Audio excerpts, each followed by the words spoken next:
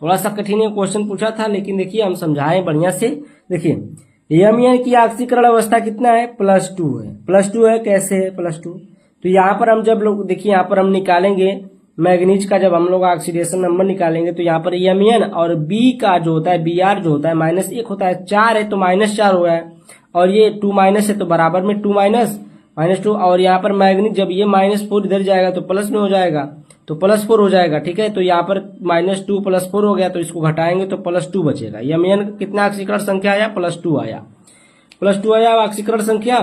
उसके बाद देखिए एमईएन +2 का इलेक्ट्रॉनिक विन्यास जब हम लोग करेंगे Z25, ठीक है।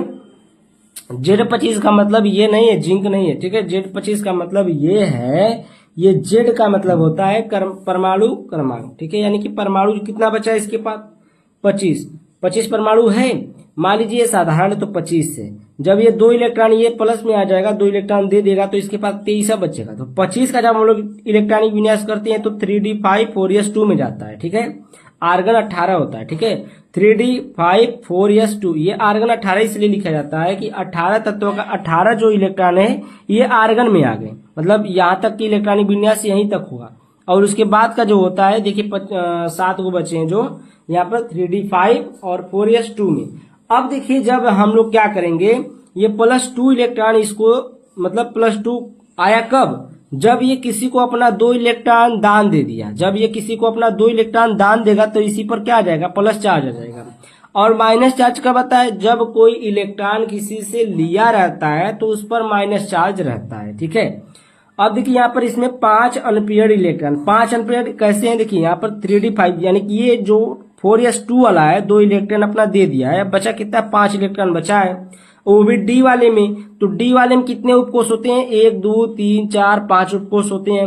अब 5 इलेक्ट्रॉन है तो पांचों में 1 1 1 1 करके क्या हो जाएगा, भर जाएगा। 1 1 करके जब भर जाएगा तो 5 क्या हो जाएंगे, इसमें 5 अनपेयर्ड इलेक्ट्रॉन। अनपेयर्ड का मतलब जो पेयर न हो, जो जिसके साथ जोड़ा न बनाया है, ठीक है, पेयर्ड न हो।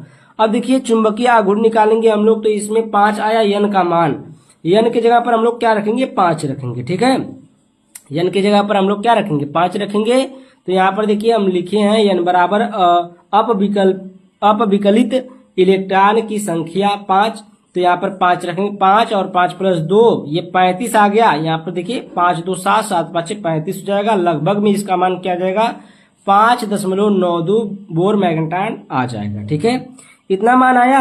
अब देखिए ब्रोमीन -1 कमजोर लिगेंड है। ये क्या, इससे क्या साबित हुआ कि जो ब्रोमीन है ये क्या है, कमजोर वीक लिगेंड है। क्यों, अगर ये वीक लिगेंड नहीं होता तो ये जो एक एक करके भरे ये नहीं भरा होता, पहले जोड़ा बनाता तब जो बचता उसमें भरता, ठीक है। तो इसमें एक एक पहले एक एक भर गया, इसलिए ये क्या है, जो ब्रोमीन आपका वीक लिगेंड है, ठीक है। उसके बाद देखिए MnBr42 आयन की ज्यामिति क्या होगी, ये जब ये वीक लिगेंड होगा तो इसमें चार ब्रोमीन है ना, तो ये क्या हो जाएगा, टेट्राहेड्रल होगा, ठीक ना। टेट्रा क्या होगा, टेट्राहेड्रल होगा। इसकी ज्यामिति जो है क्या होगी, टेट्राहेड्रल होगी, ठीक है।